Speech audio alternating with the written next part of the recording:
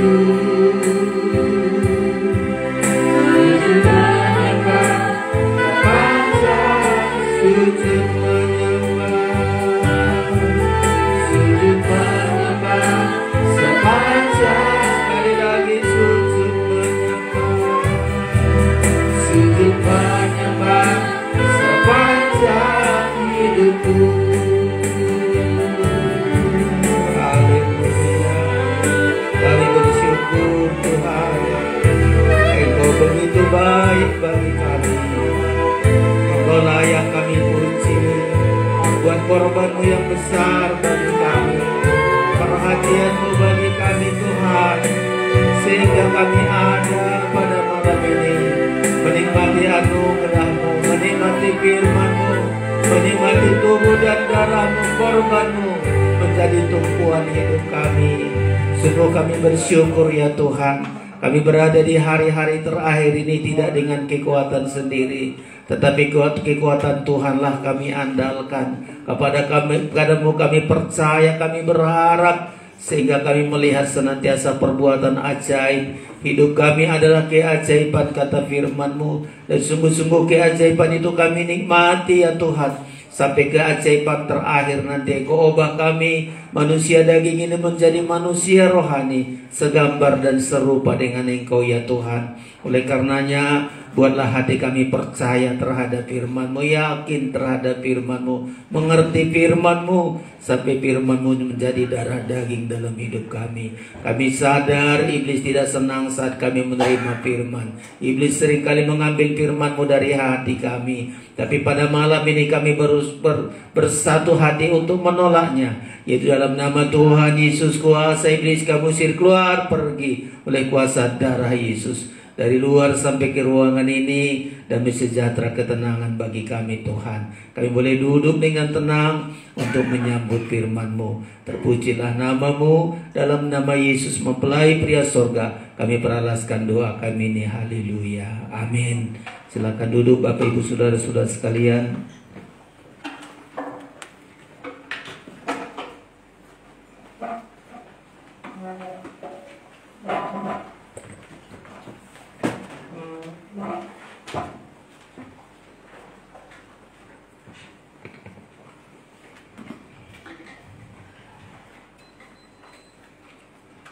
Puji Tuhan, saudara-saudara, kita bersyukur pada kesempatan malam hari ini, anugerah dan kasih Tuhan yang Tuhan berikan bagi kita, sehingga malam ini kita bisa ada dengan tubuh yang sehat, menaikkan pujian kita kepada Tuhan. Dia begitu baik bagi kita, Dia mempelai pria sorga yang berkorban bagi kita, menuntun kita setiap hari, siang malam Dia tuntun kita, saudara-saudara. Sehingga malam ini kita bisa ada di hadirat Tuhan, kita memuji Dia, menyembah Dia. Begitu baik pengorbanannya, kemurahannya yang selalu kita alami, saudara-saudara. Hidup ini bukan dengan kekuatan sendiri, tapi kemurahan Tuhan lah yang kita rasakan. Dengan berkat Allah, berkat Tuhan bagi kita, kita bisa ada pada malam hari ini. Sebelum menyampaikan firman Allah, terlebih dahulu kami menyampaikan salam sejahtera di dalam nama Tuhan Yesus Kristus. Salam. Salam. Ya, Tuhan memberkati saudara-saudara sekalian. Tema kita malam hari ini, jadilah engkau tahir. Ya, jadilah engkau tahir. Ini perkataan Tuhan kepada orang yang paling sengsara dalam hidupnya. Ya, orang yang paling menderita, saudara-saudara. Dia mengalami penderitaan sakit kusta. Ya, dan ketika dia percaya sama Tuhan, dia datang kepada Tuhan, dia mengatakan perkataan-perkataan imannya, saudara-saudara. Semua kesengsaraan, semua penderitaan di masa lalu berubah, terus berubah. Penderitaan akan diganti dengan sukacita. Sakit penyakit akan diganti dengan kesembuhan. Tubuh yang sudah namanya kusta itu, sebagian anggota tubuh sudah hilang, berhamburan, datang kemana. Saudara-saudara dapat dipulihkan sebagaimana manusia biasa, dipulihkan secara baik, saudara. Tidak kurang suatu apapun karena percaya kepada Tuhan, saudara-saudara. Keiman kita kepada Tuhan tidak sekedar untuk kita cukup makan dan seterusnya, tetapi iman kita kepada Tuhan mengubah keadaan kita yang buruk, keadaan hidup kita yang menderita, keadaan hidup kita sengsara. Ketika kita datang kepada Tuhan, Tuhan sanggup mengubahnya, saudara-saudara. Inilah yang kita pelajari pada malam hari ini. Kita membuka Alkitab kita, Injil Matius pasal yang ke-8, saudara-saudara. Temukan di Alkitab saudara, agar kita akan baca beberapa ayat, saudara-saudara. Ya, kalau sudah menemukan, ya kita baca ayat 1 sampai dengan ayat yang ke-4, saudara-saudara. Jika sudah menemukan, biarlah kita baca serentak. 1, 2, 3.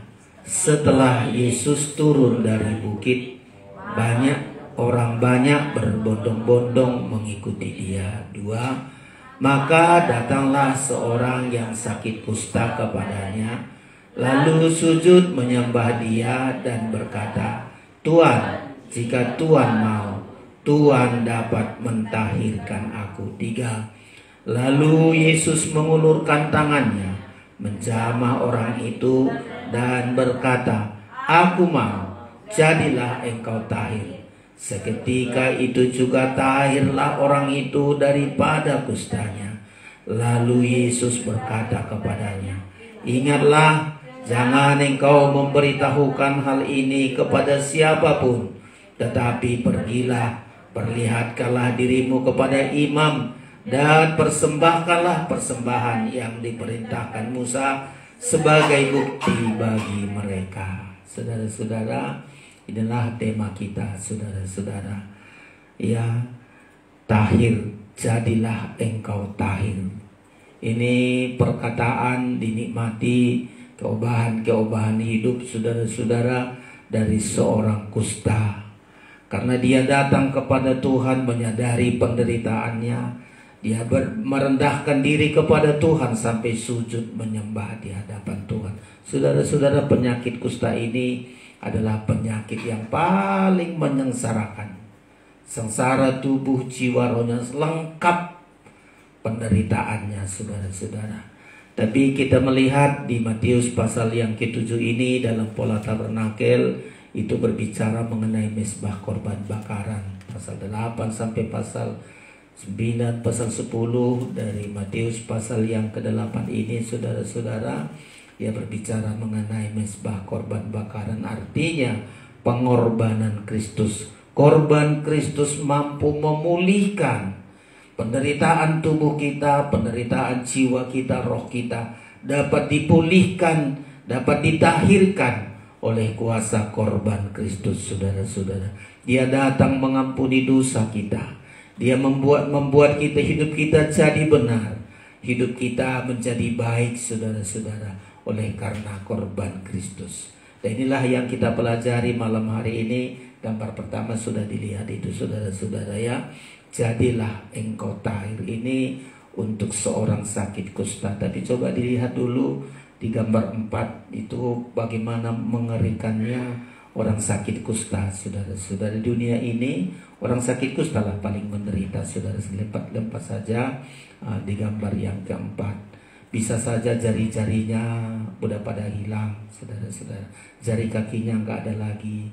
Kalau kusta itu menyerang, bisa sebelah matanya sudah nggak berfungsi lagi, saudara-saudara. Sangat mengerikan orang sakit kusta di zaman sekarang, lepra namanya, saudara-saudara.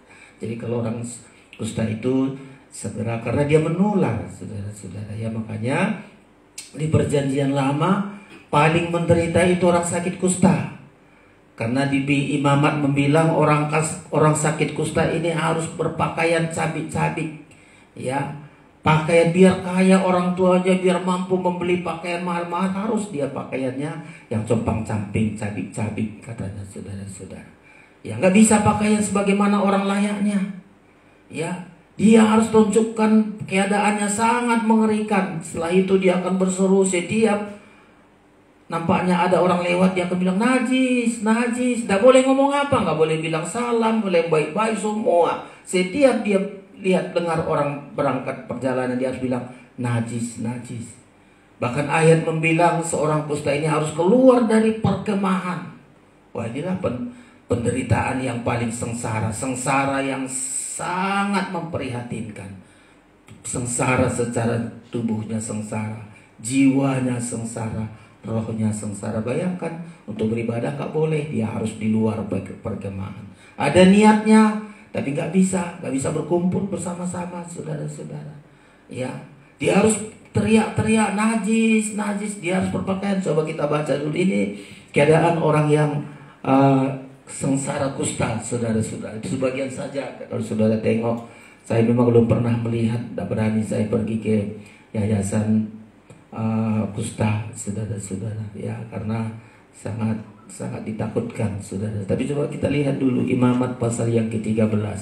Ini keadaan dosa yang paling mengerikan, kehancuran, penderitaan yang paling menderita itu adalah sakit kusta. Itu saja bisa dipulihkan Tuhan. Sesusah apapun kita, sengsara apapun yang kita alami, saudara datang kepada Tuhan, pasti ada keobahan. Imamat pasal yang ke-13.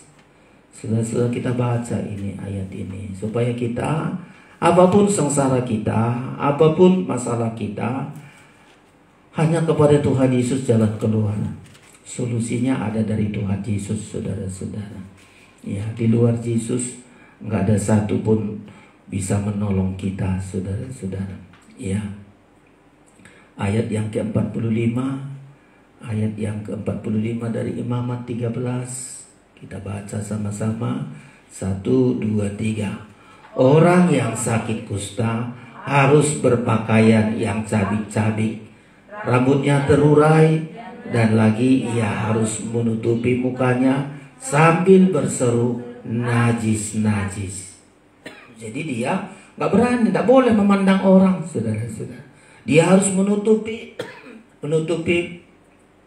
terurai rambutnya, harus menutupi mukanya sambil berseru, najis, najis. Saudara-saudara, ini penderitaan yang dialami oleh orang sakit kusta. Bahkan dia harus keluar dari perkemahan. Bilangan pasal yang ke-5. Bilangan pasal yang ke-5. Di zaman Tuhan Yesus masih berlaku begitu, saudara-saudara. Ya, Bilangan pasal yang ke-5. Dia harus keluar dari perkemahan. Ya, apalagi kalau sudah diperiksa imam, oh ini sudah sakit kusta ini. Baru awal-awal sakit kusta itu sudah harus keluar. Apalagi kalau kustanya sudah sampai tangan jari-jarinya sudah pada perputusan, saudara-saudara, itu sudah harus di luar perkemahan, saudara-saudara. Ya, mari Bilangan pasal yang ke-5. Ya, Bilangan pasal yang ke-5. Ya, ayat yang ke-1, saudara-saudara, 1 dan 2. Ayat yang ke-2 saja kita baca. 1, 2, 3.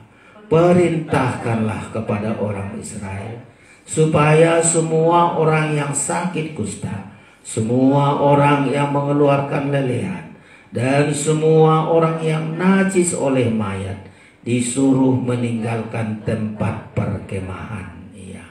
Jadi semua orang kusta, ya, perintahkan, ini suatu perintah, saudara-saudara.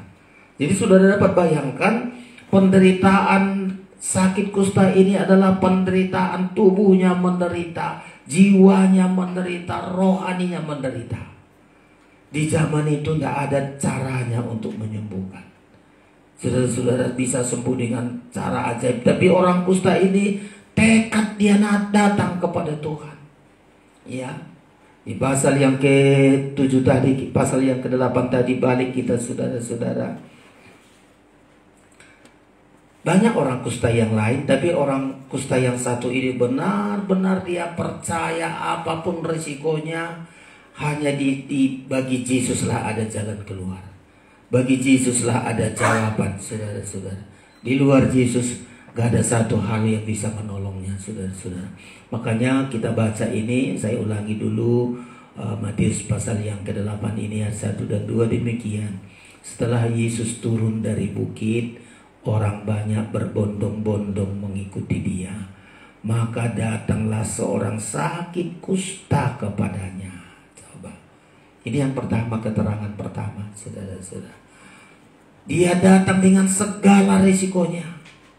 Kalau mau dilempari batu pun aku sampai mati, yang penting aku datang kepada Yesus. Dia risikonya sangat berat, saudara-saudara. Dia berjuang.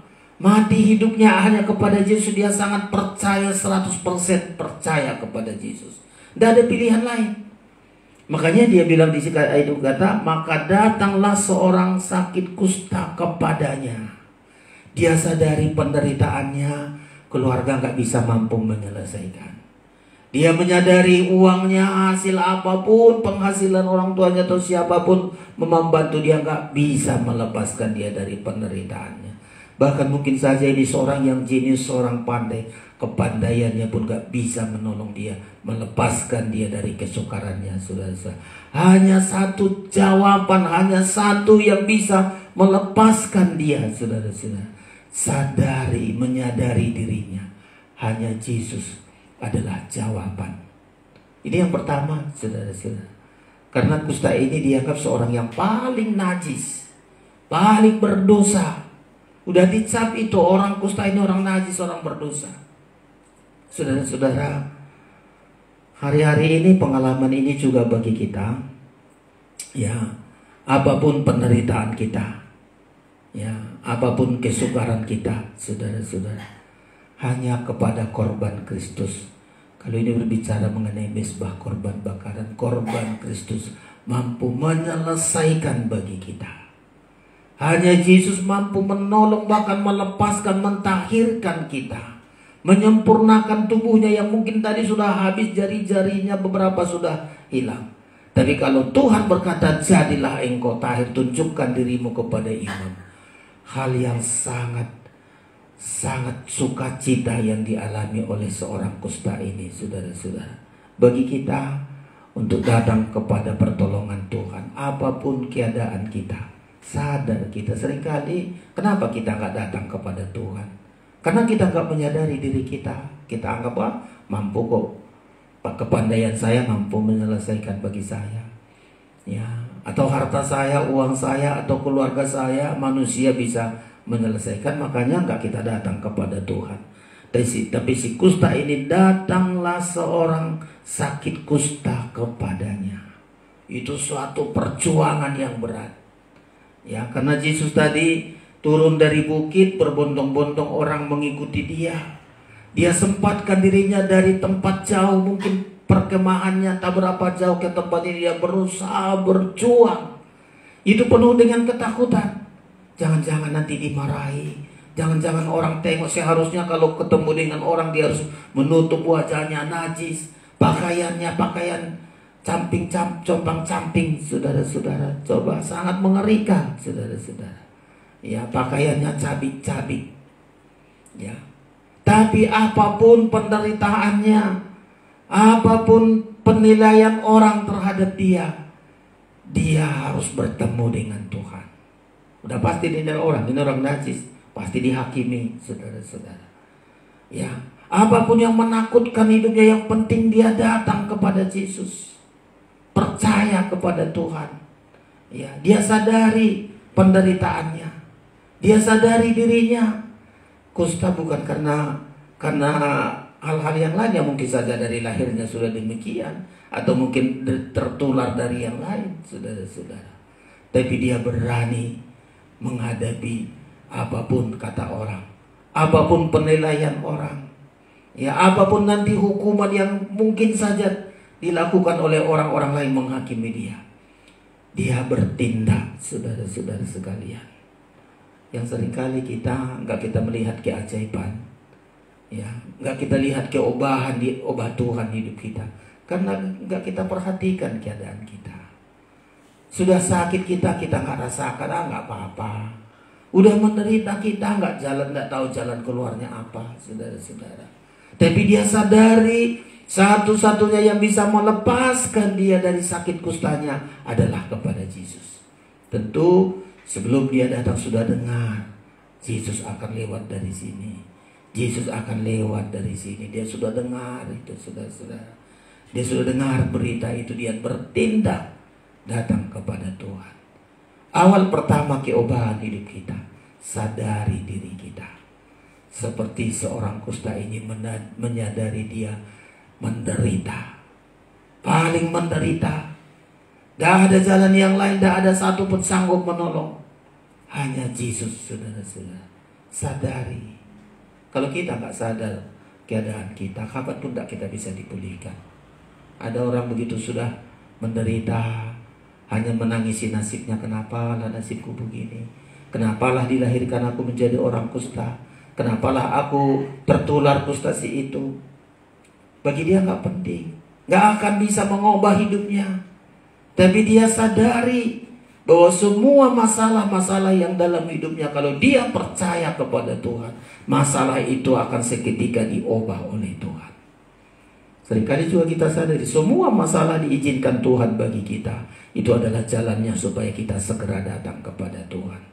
Dia sadari, saya sakit kusta ini, saya harus datang kepada Tuhan. Ya. Dia tidak menyalahkan orang lain, tidak menyalahkan nasibnya, tapi dia percaya sekali. Pengalaman nih, penderitaan yang kau alami ini adalah mendorong saya untuk datang kepada Tuhan. Banyak loh orang menderita, banyak orang lain sakit kusta, bukan hanya dia ini. Tentu saja nggak dia sendiri, tak berapa puluh orang. Mungkin niatnya disampaikan kepada temannya, aku mau datang kepada Yesus. Mungkin saja temannya bilang, jangan, nanti kamu dihakimi loh, dilempari batu. Banyak orang meragukan, banyak orang melarang, jangan. Tapi dia percaya, Yesus yang akan lewat di situ. Yesus yang akan lewat di situ, dia akan bilang, Tuhan, coba saya baca lagi ayat ini ya. Ayat 2, maka datanglah seorang kusta kepada Yesus, kepadanya, lalu sujud menyembah dia dan berkata, Tuhan, jika Tuhan mau, Tuhan dapat mentahirkan aku. Tuhan dapat mentahirkan aku. Ini suatu teriakan, saudara-saudara. Mungkin saja perlakuannya ya mukanya tetap ditutupi, pakaiannya compang-camping, tapi kali itu suaranya berbeda. Kalau diajarkan Taurat, setiap ada orang lewat dia bilang najis, najis. Tapi hari itu dia harus berkata dengan kata-kata iman. Ya, dia tidak katakan lagi tentang kustanya, kata-kata najis itu nggak keluar lagi. Tapi yang dibilang di ayat ini, Tuhan, jika Tuhan mau, Tuhan dapat mentahirkan aku. Hal yang pertama dulu, saudara-saudara, keterangan pertama ini, sadari, tidak ada yang bisa menolong kita. Coba kalau kita di dunia ini minta pertolongan dari manusia atau siapapun, saudara-saudara, ya terbatas, bisa tapi terbatas. Kalau orang kusta ini sudah jelas-jelas minta dari keluarga, minta dari ini, mungkin pengobatan itu enggak bisa mentahirkan dia bertahun-tahun. Menyadari kesengsaraannya, menyadari keadaannya, hanya membutuhkan pertolongan Tuhan. Pelajaran pertama yang kita kenal dari orang kusta ini, saudara, sadari penderitaan kita, menyadari kesengsaraan kita. Bukan untuk menangisi nasib, bukan untuk menyalahkan si ini dan si itu, bukan juga menyalahkan siapapun. Tapi jalan terbaik ketika kita menyadari penderitaan kita, kesengsaraan kita, datanglah kepada Tuhan. Datanglah kepada Tuhan. Pernah satu saat juga perjanjian lama, ya, bangsa Israel sangat susah sekali, menabur banyak, penghasilan sedikit. Hanya satu Tuhan bilang, sadarilah, perhatikan keadaan. Ya, perhatikan keadaan. Tuhan ingin mengubah, bukan yang Tuhan tidak mampu di zaman Hagai untuk mengubah bangsa Israel ini. Mereka sangat kasihan sekali. Dia menabur banyak, penghasilan sedikit. Sudah ada penghasilan sedikit, habis lagi dihampurkan oleh angin. Apa maksud Tuhan? Sadar engkau. Ya, kalau si kusta ini sadar penderitaannya, ketika dia sadar, bertindak untuk datang kepada Tuhan. Hagai juga pengalaman yang sama. Dan tidak lama ketika Hagai ini sadari segala keadaannya, Tuhan sanggup memulihkan, saudara-saudara. Apapun keadaan kita, yang pertama menyadari keadaan kita. Selama enggak kita menyadari keadaan kita dan tidak datang kepada Tuhan, tidak akan terjadi keobahan, saudara-saudara. Hidup kita terus ditekan, hidup kita terus menderita bertahun-tahun, saudara-saudara. Hagai kita baca ini, ya, Hagai, perhatikanlah keadaanmu, sadar akan keadaan kita, saudara-saudara, ya. Ya, Hagai 1 ayat yang ke-7. Ya, ini sangat menderita Hagai ini, saudara-saudara. Tapi satu saat mereka menyadari dan mereka bertindak untuk datang kepada Tuhan. Mereka diubah oleh Tuhan. Tuhan curahkan berkat-berkatnya, Tuhan curahkan hujan, membawa berkat bagi mereka, saudara-saudara sekalian. Iya, Hagai pasal 1, saudara-saudara. Iya, ayat 5 mulai, saudara-saudara. Ayat yang kelima, Hagai 1 ayat 5, kita baca 1, 2, 3. Oleh sebab itu, beginilah firman Tuhan semesta alam, perhatikanlah keadaanmu. Ini seringkali diizinkan Tuhan, ya. Bangsa Israel di zaman ini, perhatikan keadaanmu. Lanjut ayat yang ke-6, 1, 2, 3. Kamu menabur banyak, tetapi membawa pulang hasil sedikit. Kamu makan, tetapi tidak sampai kenyang. Kamu minum, tetapi tidak sampai puas.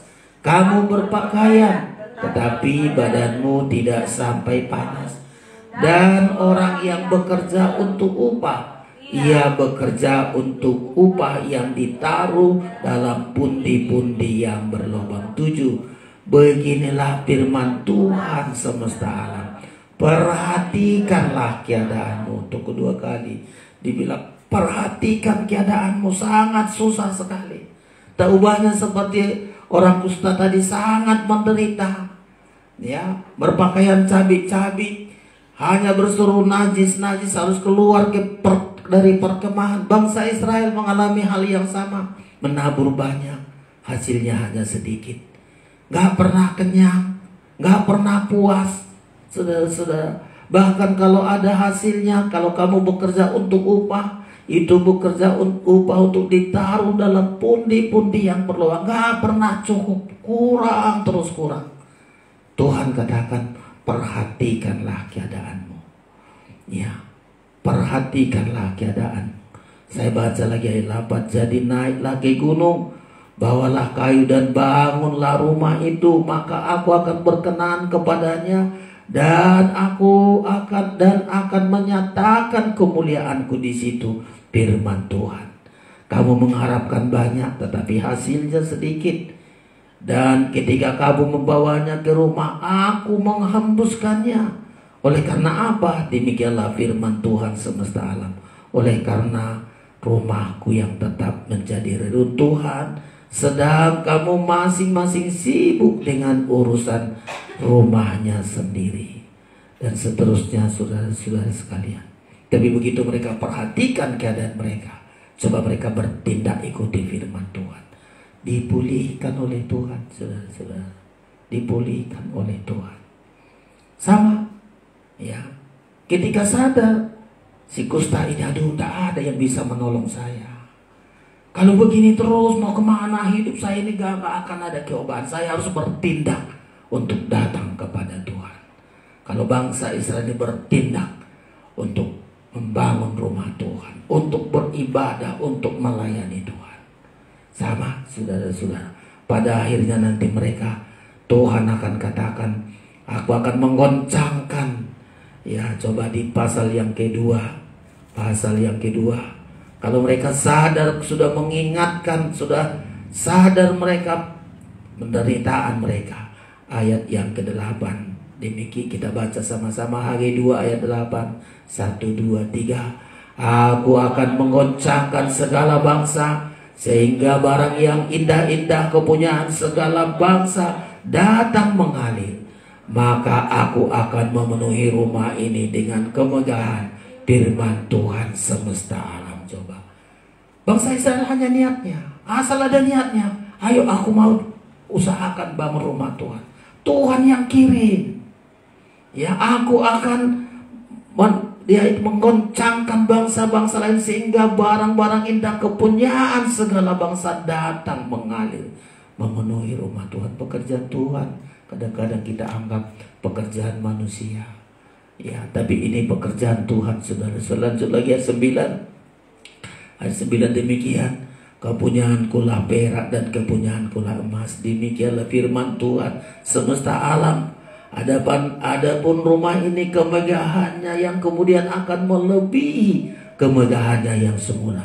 Firman Tuhan semesta alam. Dan di tempat ini aku memberi damai sejahtera. Demikianlah firman Tuhan. Dan seterusnya, saudara, kalau kita baca, bangsa Israel itu diberkati. Rumah Tuhan yang dibangun mereka memang bukan karena kemampuan mereka. Tuhan goncangkan bangsa-bangsa. Tuhan gerakan. Sama, saudara-saudara. Bangsa Israel sempat menderita, saudara-saudara. Karena gak peduli beribadah, gak peduli pekerjaan Tuhan. Menderita, kekeringan. Nah, ini pelajaran pertama. Menyadari keadaanmu. Sadar. Seperti orang kusta ini. Jadi sekian banyak orang kusta. Satu orang kusta inilah menyadari keadaannya. Harus datang kepada Tuhan. Gak ada cara lain, saudara-saudara. Tadi sudah saya ulang, banyak orang mungkin nanti menghalangi. Jangan. Kalau kau pergi, hati-hati loh, kau nanti dihukum, dirajam batu. Tapi dia bilang, yang penting saya datang kepada Tuhan. Mati hidupku ada di tangan Yesus. Sangat percaya saudara-saudara sekalian. Ya, sadari. Suratan Yakobus juga bilang, sadarlah kemalanganmu, datang kepada Tuhan. Perjanjian lama baru juga sering mengatakan itu. Sadari. Yakobus pasal yang keempat, saudara-saudara. Ya, sadarilah kemalanganmu, katanya. Ya, nah coba saya baca ini Yakobus pasal yang keempat ayat yang ke-9. Ayat 8 mulai. Ya, Yakobus 4 ayat 8, mendekatlah kepada Allah dan Ia akan mendekat kepadamu. Tahirkanlah tanganmu, hai kamu orang-orang berdosa, dan sucikanlah hatimu, hai kamu yang mendua hati. Sadarilah kemalanganmu. Nah ini saudara-saudara, ya, sadarilah kemalanganmu, berduka cita dan merataplah. Hendaklah tertawamu kamu ganti dengan ratap, dan sukacitamu dengan duka cita. Rendahkanlah dirimu di hadapan Tuhan, dan Ia akan meninggikan kamu. Seringkali kita gak menyadari keadaan kita, saudara-saudara. Tapi kita melihat seorang kusta ini, awal hidupnya ditahirkan adalah menyadari keadaannya, kesengsaraannya. Sengsara tubuhnya, jiwanya sengsara, rohaninya sengsara, saudara-saudara. Kesengsaraan yang paling menderita itu adalah orang kusta ini. Tapi sukacitanya pun akan berubah. Ya, penderitaannya akan berubah menjadi sukacita, saudara-saudara. Karena dia menyadari keadaannya dan dia datang kepada Tuhan. Ini yang pertama, untuk mengubah penderitaan sengsara kita, diganti dengan sukacita dari surga. Yang kedua, saudara-saudara, setelah dia datang kepada Tuhan, saya baca lagi ayat 2 ini, maka datanglah seorang sakit kusta kepadanya. Ini yang pertama tadi. Setelah menyadari keadaannya, tidak ada yang bisa melepaskan dia, mentahirkan dia dari kustanya. Dia datang kepada Yesus. Yang kedua, lalu sujud menyembah dia. Ini keterangan yang kedua, saudara-saudara. Coba gambar yang kedua ya.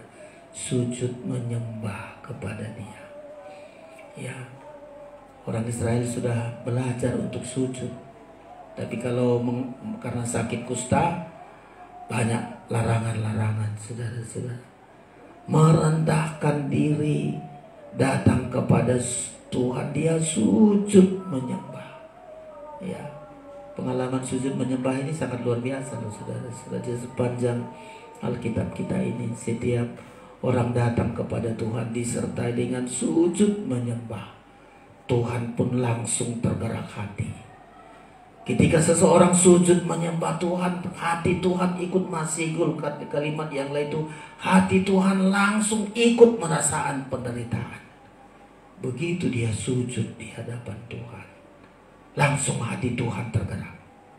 Makanya seringkali saya sebut ini rahasia sujud di hadapan Tuhan. Awal dari bagaimana kita menggerakkan hati Tuhan.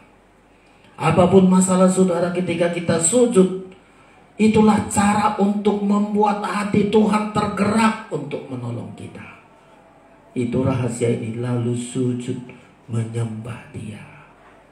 Saudara, kita seringkali dihalangi untuk sujud menyembah.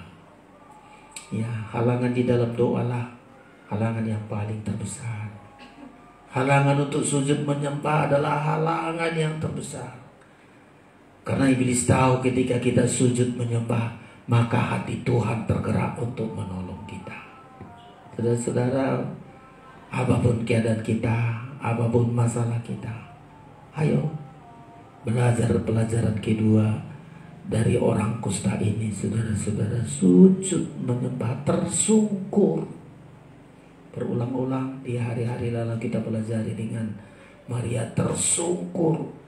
Padahal saudaranya sudah mati, sudah dikubur, tapi dia tersungkur sujud menyembah Tuhan. hati Tuhan langsung tergerak. Coba kita hari-hari ini, ya, kadang-kadang kita sulit untuk sujud menyembah. Kemarin di kebaktian doa masih kita ingat seorang janda, ya, seorang janda terus datang, selalu datang dalam doanya, selalu datang kepada hakim yang lalim. Satu saat begitu dengan doanya, karena berbicara mengenai doa yang tidak jemu-jemu, akan terjadi keubah. Dia diubah semua hal-hal yang sudah dirampas, hak-haknya yang sudah dirampas dari musuhnya dikembalikan, coba, dipulihkan saudara, melalui doa. Ya. Bahkan bukan hanya dia berubah, hakim yang lalim ini, hakim yang tidak takut akan Allah, tidak menghormati seorang manusia pun, ketika dia datang terus, hakim membilang, aku akan membenarkan dia. Aku akan membela, dibalikan semua hak-haknya yang sudah dirampas oleh orang lain. Kuasa doa, saudara-saudara. Ya. Makanya juga bagian yang kedua ini, keterangan kedua ini, dia datang sujud menyembah. Ya, dia datang sujud menyembah. Jangan ringankan, saudara-saudara, penyembahannya. Karena selalu saya bilang penyembahan inilah yang bisa menggerakkan hati Tuhan. Ya, banyak kita berdoa, banyak kita menyembah Tuhan. Ya, karena ini rahasia yang sangat besar bagi kita, saudara-saudara. Kemarin kita pelajari janda yang banyak hal-hal penderitaan, suaminya sudah meninggal, haknya dirampas oleh musuhnya. Penderitaan paling mendalam, saudara-saudara. Datang kepada hakim. Hakim ini pertama-tama menolak. Mungkin marah, mungkin banyak kalimat-kalimat tidak enak, karena hakim ini nggak tahu mengenal Allah, nggak hormat kepada manusia. Baca dulu sedikit ini, saudara. Rahasia berdoa, rahasia sujud menyembah ini loh, saudara-saudara. Kenapa kegagalan akan berlangsung atas hidup kita? Karena kita nggak selalu datang di dalam doa. Lukas, saudara-saudara, ya, Lukas 18 kemarin. Mungkin besok ini juga akan saya ulangi dulu sedikit, karena sangat penting menentukan keberhasilan kita, keobahan yang kita alami hari-hari ini, saudara-saudara, adalah dengan doa. 18, Lukas pasal 18 ayat 1, saya baca demikian, saudara-saudara, ya. Yesus mengatakan suatu perumpamaan kepada mereka untuk menegaskan bahwa mereka harus selalu berdoa dengan tidak jemu-jemu. Katanya, dalam sebuah kota ada seorang hakim yang tidak takut akan Allah dan tidak menghormati seorang pun. Dan di kota itu ada seorang janda yang selalu datang kepada hakim itu dan berkata, belalah hakku terhadap lawanku.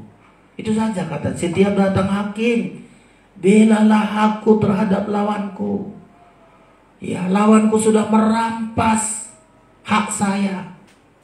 Ya, dirampas musuh-musuhnya, mungkin anaknya, mungkin ladangnya, mungkin hartanya dirampas oleh lawannya. Karena suaminya sudah mati.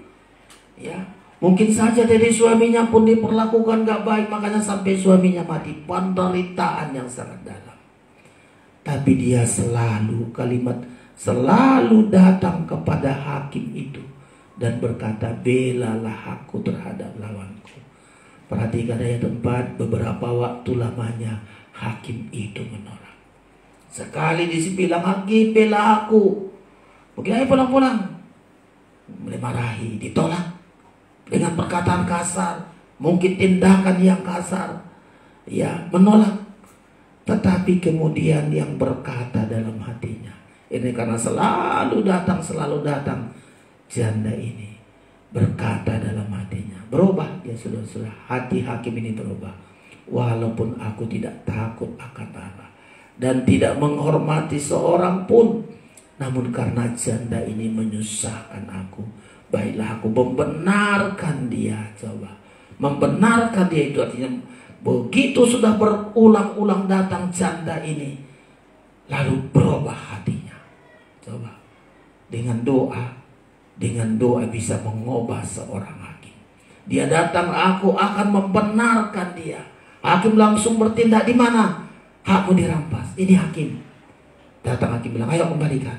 Ayo kembalikan. Bayangkan sukacitanya sangat luar biasa. Ya, nasib seorang janda ini semua hak-haknya dikembalikan. Sukacita surga terjadi. Hakim yang lalim ini pun berubah ketika janda ini berulang-ulang. Kalimat ini ditujukan kepada kita hari-hari terakhir. Perhatikan ini ayat 6. Kata Tuhan, camkanlah apa yang dikatakan hakim yang lalim itu. Ayat 7 dan 8 sama-sama kita baca. 1, 2, 3. Tidakkah Allah akan membenarkan orang-orang pilihannya yang siang malam berseru kepadanya? Dan adakah ia mengulur-ngulur waktu sebelum menolong mereka? 8. Aku berkata kepadamu, ia akan segera membenarkan mereka. Terus, akan tetapi jika anak manusia datang, adakah ia mendapati iman di bumi? Apa dikatakan Tuhan? Adakah mendapati iman seperti janda ini nanti, saudara-saudara? Karena ini perumpamaan kepada tentang janda. Kalau Tuhan datang, adakah nanti anak-anak Tuhan bersikap seperti janda ini, terus datang, tidak jemu-jemu di dalam doa? Kita berada kepada kejahatan, di mana-mana manusia makin jahat. Hakim yang lalim sekalipun bisa berubah lewat doa. Ya. Kalau Tuhan datang, adakah dia mendapati iman yang macam mana disebut ini? Iman seperti janda ini, yang terus menerus datang, banyak berdoa, tidak jemu-jemu berdoa. Sampai satu saat kita lihat, hebat kali doaku ini, hasil doa ini Tuhan lakukan banyak hal dalam hidup kita. Hal ini yang sama dilakukan oleh seorang kusta ini. Dia sujud menyembah Tuhan. Dia sujud merendahkan diri. Dia tersungkur, saudara-saudara. Dan hati Tuhan pun akan tergerak. Saya ulang-ulangi, ketika kita sujud tersungkur, Tuhan berbelas kasihan, tergerak hati untuk menolong. Lalu Tuhan berkata, coba balik lagi ke Injil Matius pasal 8 tadi. Apa kata Tuhan? Ya, setelah dia sujud menyembah, si kusta ini menyampaikan kata-kata imannya. Saya setiap minggu kemarin lupa saya menyampaikan kata-kata iman. Ya, perkataan iman. Karena perkataan iman kita juga. Setelah kita sujud menyembah, datang kepada Tuhan, sujud menyembah, katakan kata imanmu. Perkatakan imanmu. Kita seringkali sudah menyembah Tuhan, tapi belum sampaikan kata-kata iman. Apa kata-kata imannya? Nah, saya baca ini, lalu sujud menyembah dia dan berkata, oh ini kata-kata iman. Ya, apa kata-kata imannya? Tuhan, jika Tuhan mau, Tuhan dapat mentahirkan aku. Kata-kata iman loh, saudara-saudara. Ketika saudara berkata-kata iman, 3 ini tindakan. Datang kepada Tuhan karena menyadari keadaannya. Setelah itu dia sujud menyembah Tuhan. Gak tahu berapa lama dia sujud tersungkur di hadapan Tuhan.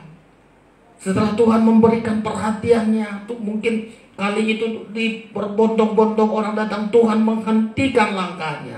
Saya percaya Tuhan menghentikan langkahnya.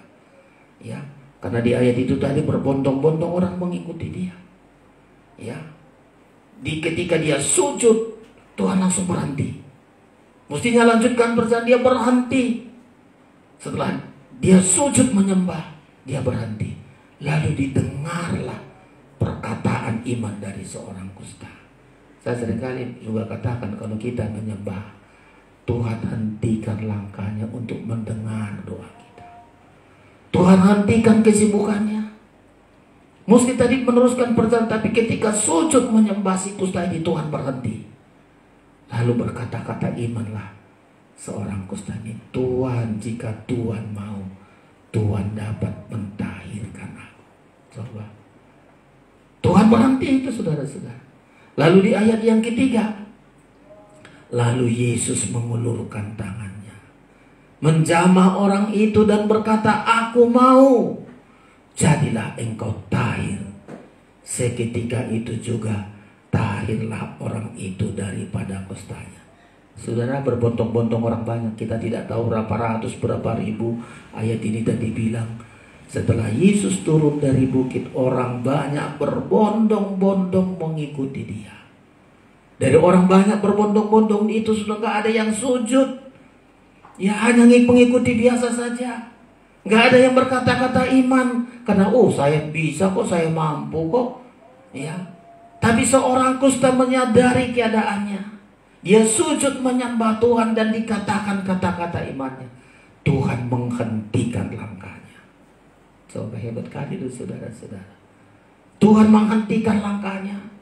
Orang banyak pun hentak berhenti semua, saudara-saudara. Mungkin orang bilang, loh mau kemana ini? Hebat kali seorang kusta ini. Ya. Lalu Tuhan mengulurkan tangannya. Wah, hebat kali lah. Bukan hanya Tuhan menghentikan langkahnya, Tuhan langsung bertindak. Tuhan langsung ulurkan tangannya, saudara-saudara. Ya, orang banyak itu tidak ada uluran tangan Tuhan. Mungkin orang desak-desakan, saudara-saudara. Biasa-biasa saja. Tapi kepada orang kusta yang sudah menyadari keadaannya, dia datang, dia sujud dan dikatakan kata-kata imannya. Tuhan menghentikan langkahnya. Lalu Yesus mengulurkan tangannya, menjamah orang itu. Coba, hebat kali. Lalu ada perkataan Tuhan, aku mau, jadilah engkau tahir. Seketika itu tahirlah orang itu dari kustanya. Sudah lihat tadi gambar yang ketiga ya. Tadi gambar yang ketiga. Saudara-saudara, bagus sekali. Iya. Dilepaskan dia, saudara-saudara. Gambar 3 ini gambar 4. Ya, sujud menyembah. Sujud menyembah. Coba gambar mana bikin tadi 3 itu ya. Coba gambar 1 tadi. Ya. Menyadari. Coba yang kedua. Ini sudah kata-kata iman. Merendahkan diri, datang dan percaya kepada kuasanya. Sambil berkata, jika Tuhan mau. Aduh, hebat ini. Kita kadang-kadang gak berani berkata-kata iman. Ya, kalau Tuhan sembuhkan, sembuhkanlah. Kalau Tuhan tolong, tolonglah. Tapi kita bisa berkatakan ini. Tuhan, jika Tuhan mau, Tuhan dapat. Dia belum merasakan apa-apa.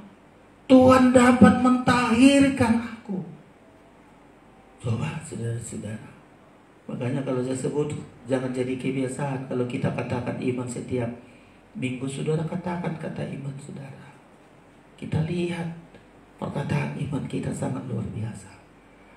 Tuhan, jika Tuhan mau, Tuhan dapat mentahirkan aku. Lalu Yesus mengulurkan tangannya, menjamah orang itu dan berkata, aku mau, jadilah engkau tahir.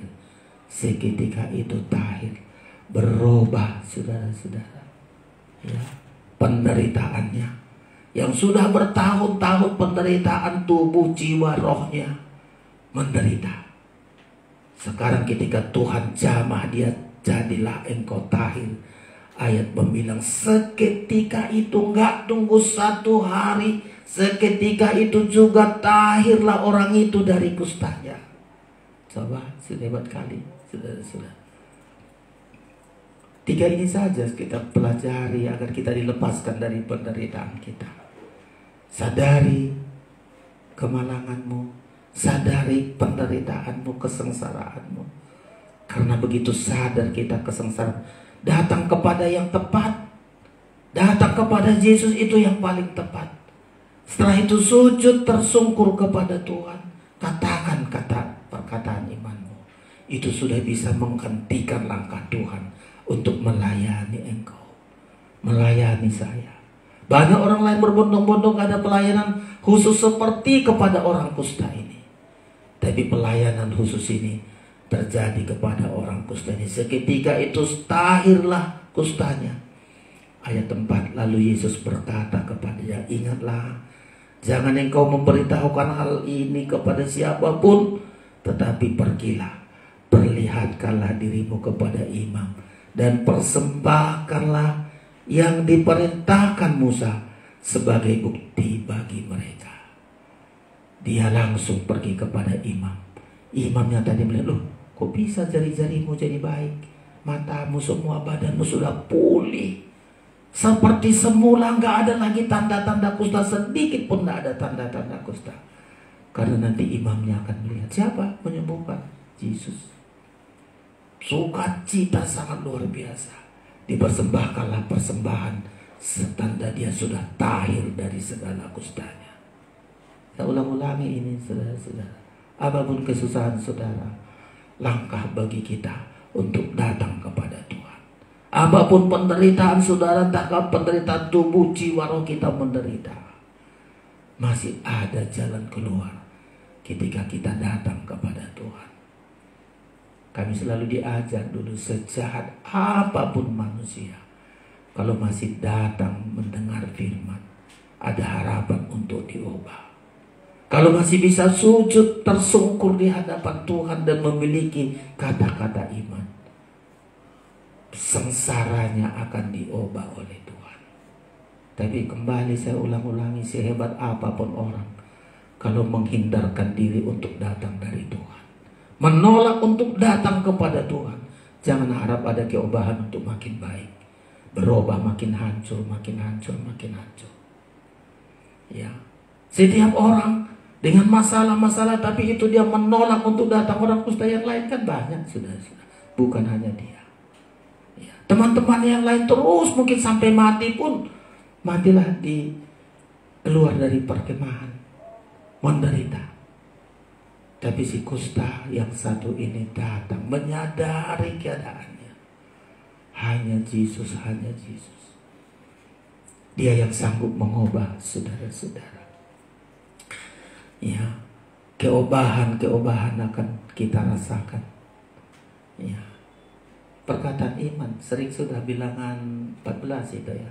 Seperti yang engkau katakan kepadaku, perjanjian lama selalu seperti engkau katakan. Kau katakan, Tuhan engkau sanggup menolongku. Tuhan tolong kita, saudara-saudara. Tapi kalau kita bersungut-sungut sama Tuhan, oh Tuhan kok salah begini, selalu bersungut-sungut, mati bergelimpangan di padang gurun. Tapi kalau kita memiliki kata-kata iman, bilangan 14 yang sudah sering kita baca, saudara-saudara. Ya, bilangan 14 ayat 28 demikian. Katakanlah kepada mereka, demi aku yang hidup, demikianlah firman Tuhan Allah, bahwasanya seperti yang kamu katakan di hadapanku, demikianlah akan kulakukan kepadamu. Ya. Kalau Tuhan katakan, Tuhan aku sembuh-sembuh, Tuhan engkau berkati, aku diberkati, Tuhan aku berhasil.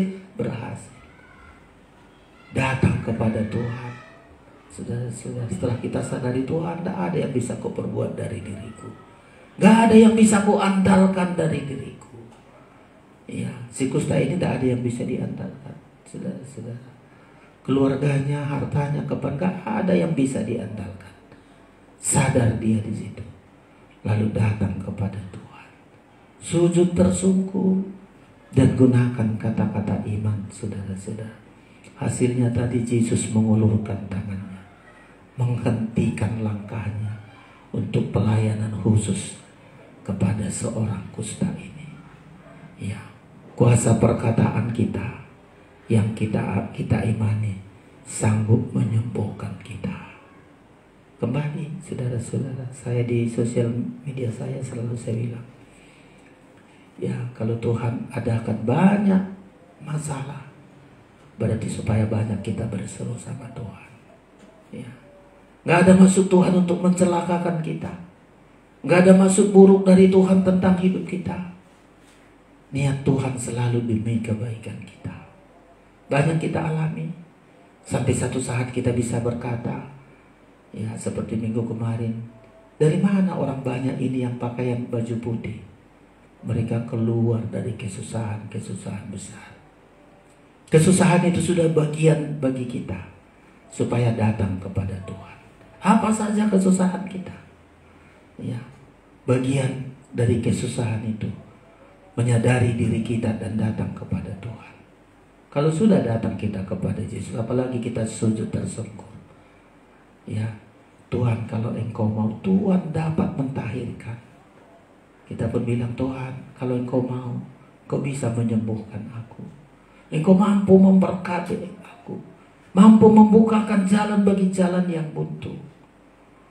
Saudara-saudara, kita berada di hari-hari terakhir ini, ya, nggak ada maksud Tuhan jahat terhadap hidup kita.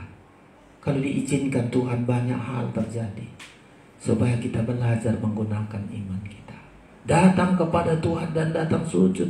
3 itu saja Tuhan hentikan langkahnya. Menyadari dirinya dan datang kepada Tuhan. Tersungkur, kata-kata iman. Tuhan hentikan langkahnya.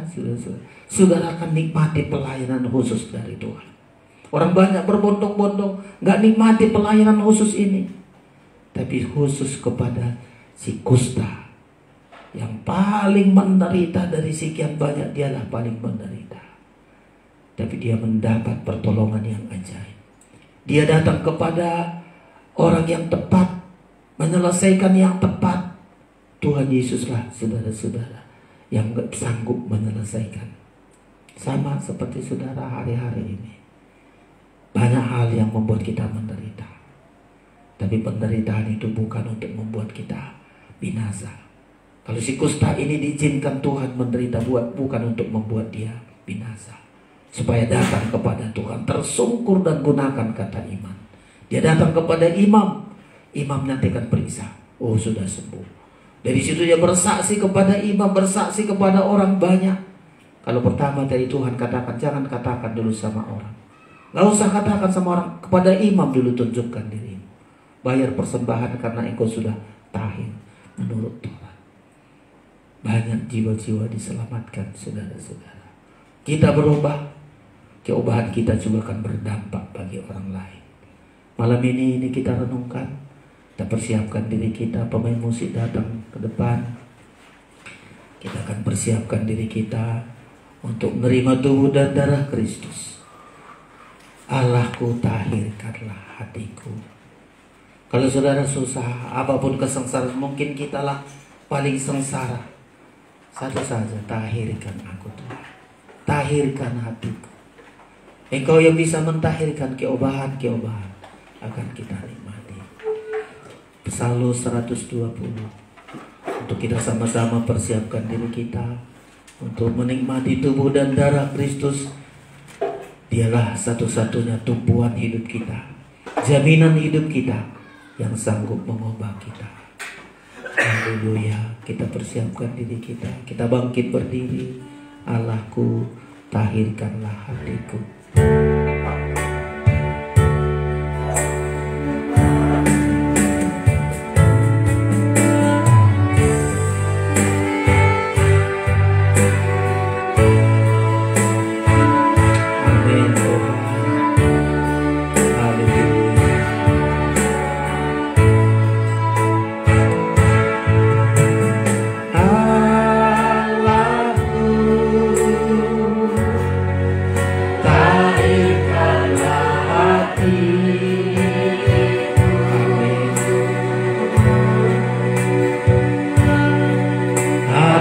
Hapuskanlah segala pelanggaranku. Ciptakan hati yang suci dan murni. Haleluya. Ciptakan hati yang suci dan murni. Amin. Barui batinku dengan roh yang penuh. Lagi permohonan kita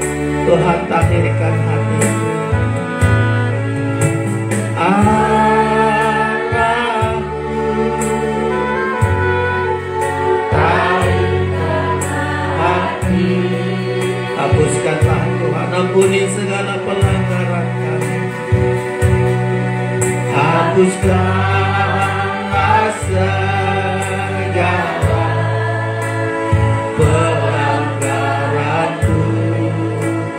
Ciptakan hati yang suci dan murni.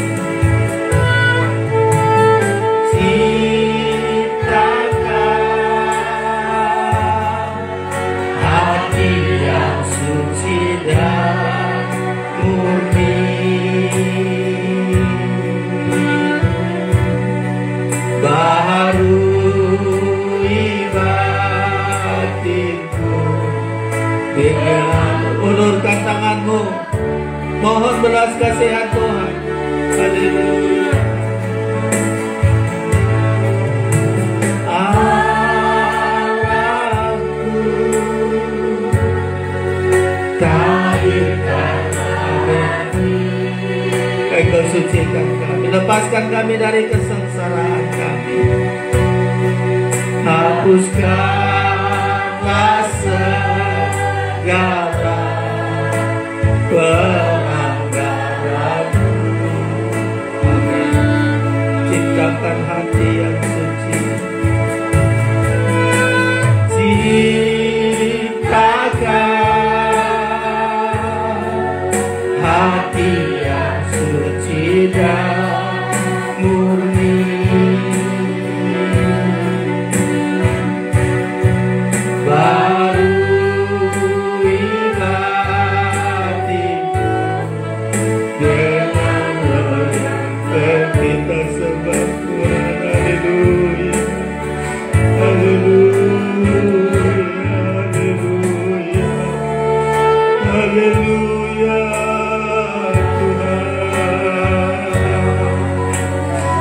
Tidak ada masuk buruk tentang hidup kami.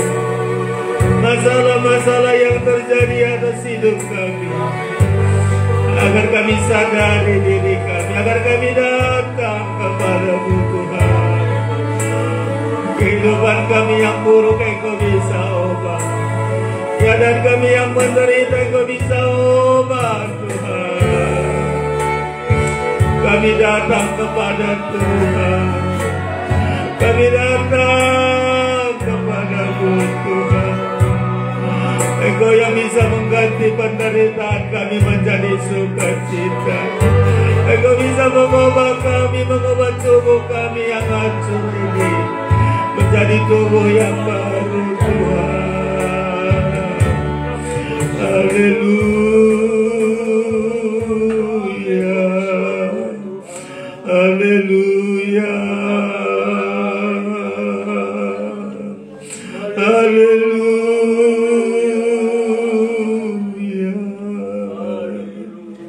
Hanya Engkau jawaban atas hidup kami.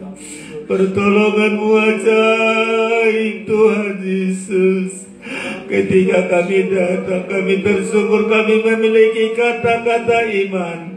Engkau pulihkan kami, Engkau tahirkan kami Tuhan, sampai kami menjadi saksi, kami memuliakan Engkau Tuhan Yesus. Terima kasih, terima kasih. Yesus jawaban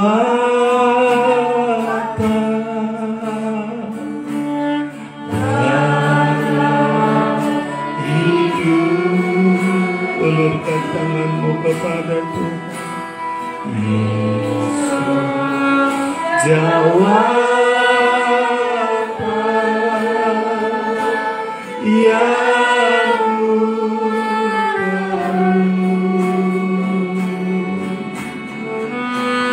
tapi pemati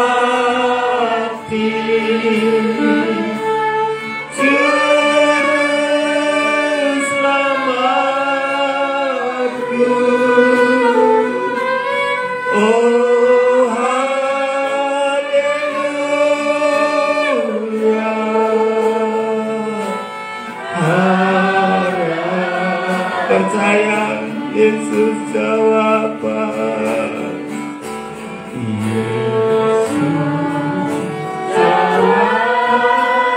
Sadari keadaanmu, Jangan merasa mampu, jangan merasa hebat, jangan merasa kuat. Tanpa Tuhan kita gagal, tanpa Tuhan kita hancur.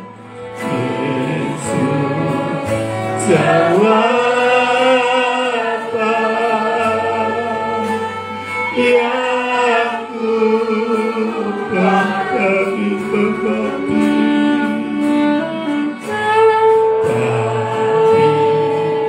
Berbakti juru selamatku. Oh haleluya.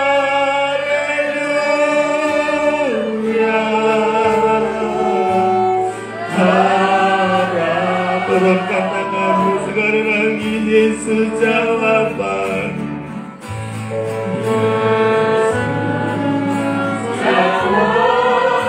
Tuhan tahu setiap penderitaan kami. Tuhan tahu setiap kesusahan kami. Kami datang kepada Tuhan yang tepat. Engkau sanggup mengubahkan kami, Tuhan. Ubah kami, ganti penderitaan kami dengan sukacita.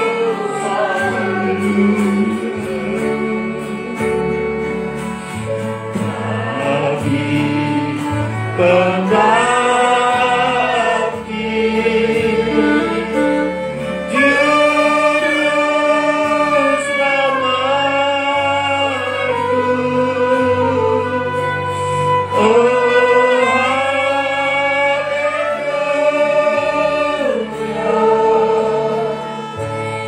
haleluya. Terima kasih Tuhan, kepada kamilah firman-Mu. Kamilah bagaikan orang kusta itu Tuhan. Kami menyadari kemalangan kami. Kami sadar siapa diri kami Tuhan. Kami datang kepada waktu yang tepat. Kami datang kepadamu. Kami sujud. Dan Engkau sanggup melakukan yang terbaik bagi kami. Engkau pasti mampu melakukan Tuhan. Ketika kami sakit, Engkau pasti bisa menyembuhkan kami. Ketika kami dalam masalah, pasti Engkau mampu menyelesaikan bagi kami. Engkau ajaib, Engkau besar ya Tuhan. Kami memiliki Tuhan yang dahsyat. Terlebih saat kami menerima tubuh dan darah-Mu Tuhan, supaya kami nikmati kuasa Tuhan. Kami rasakan kuasa Tuhan. Kami pasti berubah dan terus diubah. Satu saat dari manusia yang hina ini menjadi manusia mulia. Engkau ubahkan kami terus, Engkau ubahkan agar kami menjadi saksi ya Tuhan. Kami terima tubuh dan darah-Mu dengan iman percaya. Kami berkati yang membagikannya, berkati kami yang menerima ya Tuhan. Terjadi mujizat-mujizat atas hidup kami. Malam ini juga Engkau lakukan mujizat itu bagi kami. Terima kasih Tuhan Yesus. Kami sambut tubuh dan darah-Mu dengan iman percaya kami. Haleluya. Amin. Kristus jawaban dalam hidupku. Cari. Ya, kita terima perjamuan kudus ini dengan iman percaya. Jangan jadi kebiasaan, tapi kita nikmati saudara-saudara pengorbanan Tuhan sebagaimana dialami oleh orang kusta ini. Tuhan menghentikan langkahnya, mengadakan pelayanan khusus kepada orang yang sujud tersungkur, orang yang memiliki kata-kata iman. Kristus pembaptis dalam hidupku. Kristus jawaban dalam hidupku. Iya, kita terima tubuh dan darah Kristus dengan iman percaya.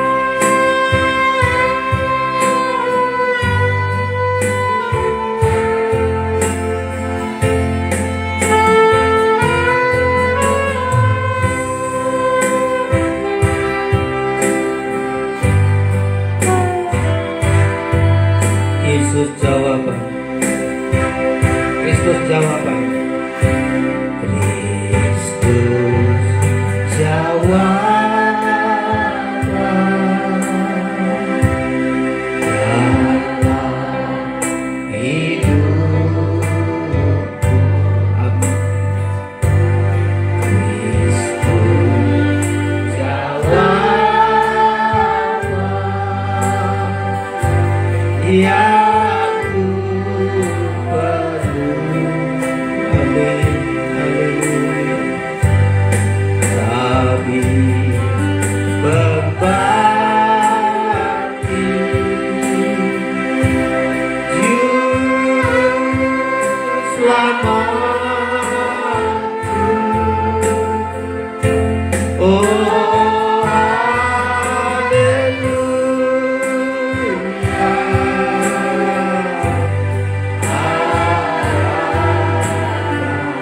Kristus jawaban dalam hidupku. Kristus jawaban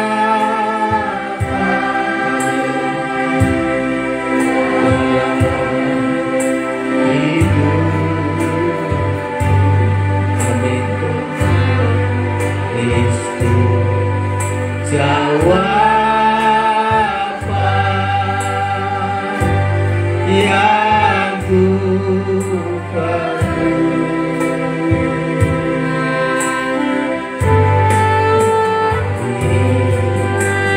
Berbakti Juru Selamat. Semua kita bangkit berdiri. Oh haleluya.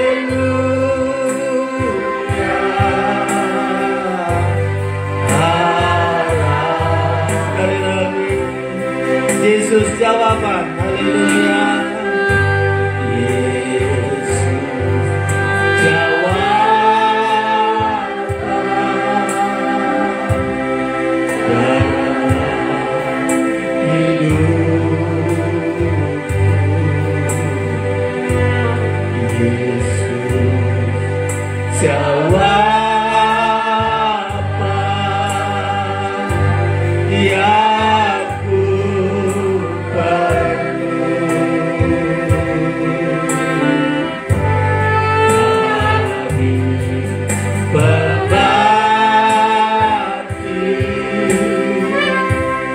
Juru Selamatku. Oh haleluya.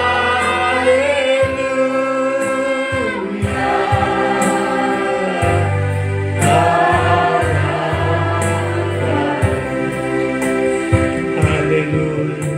Kepadamu kami taruh pengharapan kami, kepada Tuhan yang kami andalkan.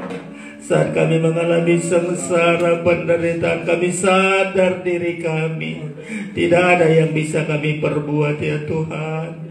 Satu-satunya hanya Engkau yang sanggup menolong kami. Ketika kami datang, kami tersungkur, kami sampaikan kata iman kami Tuhan. Engkau menghentikan langkah, Engkau melayani kami secara pribadi. Malam ini juga Engkau melayani kami, hamba-Mu secara pribadi sangat membutuhkan Tuhan.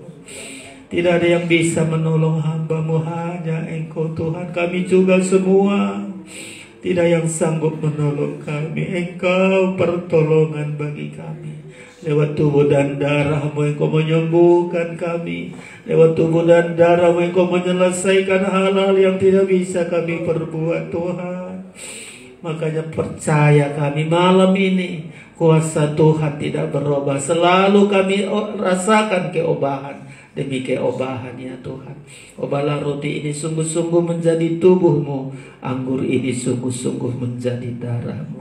Saudara, angkat tinggi-tinggi tubuh Kristus, dengarkan firman Allah.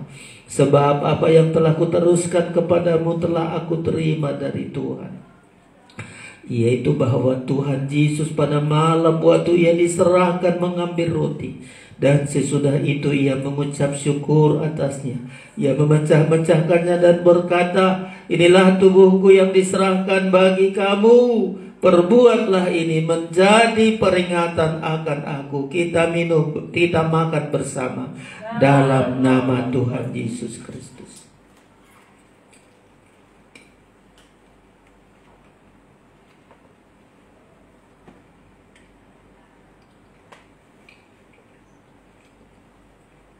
Angkat darah Yesus.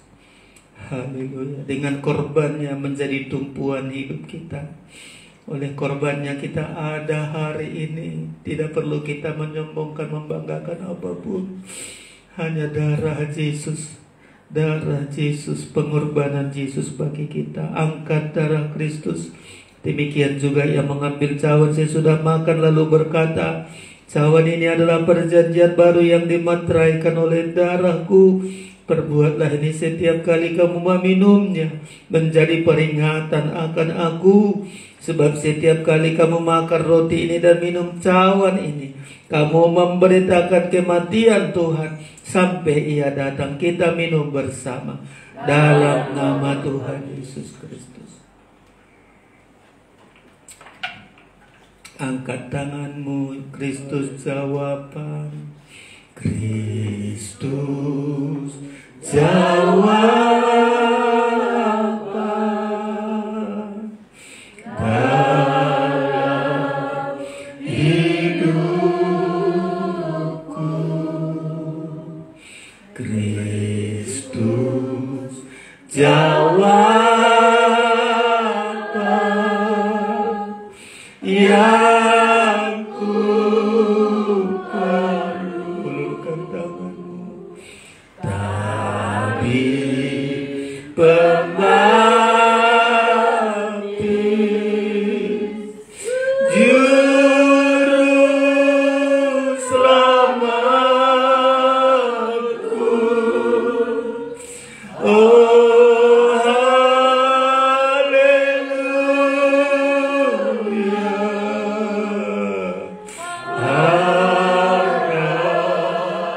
Harapanku. Terima kasih. Kami memiliki Tuhan yang hidup. Kami memiliki Tuhan yang ajaib. Kami melihat Tuhan yang begitu dahsyat. Engkau yang kami percayai Tuhan. Engkau yang kami sembah, kepadamu kami tersungkur. Engkau mau menyembuhkan kami. Engkau mau mentahirkan kami Tuhan. Engkau menyobahkan kami, obahkan kami Tuhan. Dari manusia daging ini untuk menjadi manusia rohani, untuk diangkat dalam kemuliaan-Mu. Engkau sanggup lakukan itu bagi kami Tuhan. Hari-hari terakhir ini banyak hal yang masalah-masalah kami lewati. Banyak masalah kami perjuangkan bersama dengan Engkau Tuhan. Engkau mengajari kami malam ini dengan pengalaman sakit kusta ini. Dia menyadari dirinya, datang kepada yang tepat, kepada Tuhan tersungkur. Engkau adakan semua. Tuhan, ulurkan tangan-Mu. Engkau mentahirkan, Engkau juga ulurkan tangan-Mu, mentahirkan kami Tuhan Yesus. Kami boleh pulang dengan sukacita. Kami pulang dengan keobahan-keobahan. Kami pulang untuk bersukacita memuliakan Engkau Tuhan Yesus. Terima kasih, mampukan kami untuk mengerti firman-Mu, mampukan kami untuk melakukan firman-Mu Tuhan. Engkau baik bagi kami. Tidak ada maksud buruk dari Tuhan. Tidak ada maksud Tuhan mencelakakan kami. Tapi semua pengalaman itu untuk kami datang kepadamu. Engkau akhirnya akan mengadakan kebaikan bagi kami. Terima kasih. Kami akan memberikan persembahan kami dengan iman percaya kami. Dalam nama Yesus kami berdoa. Haleluya. Amin. Kita berikan persembahan kita, saudara-saudara sekalian. Kita naikkan pujian kita 129. Terima kasih Yesus. 129 dari nyanyian Psalm.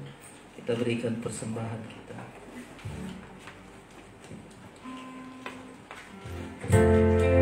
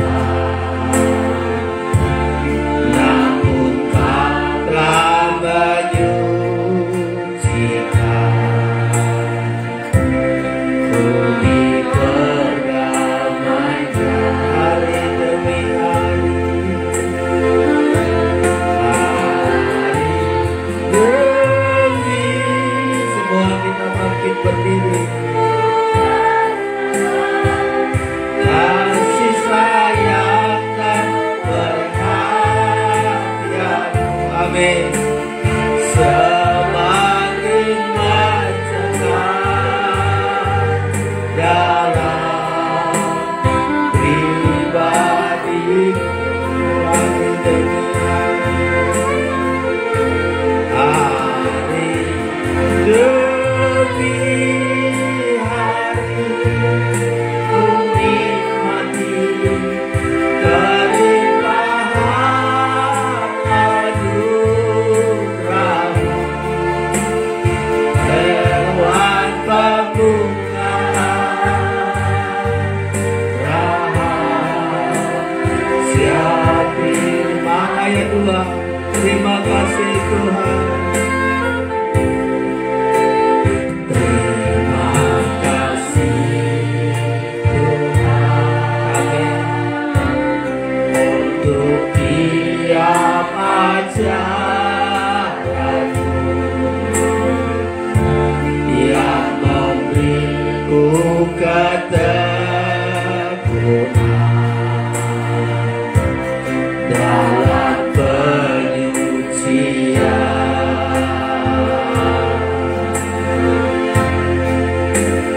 Terima kasih Tuhan untuk pembukaan firman-Mu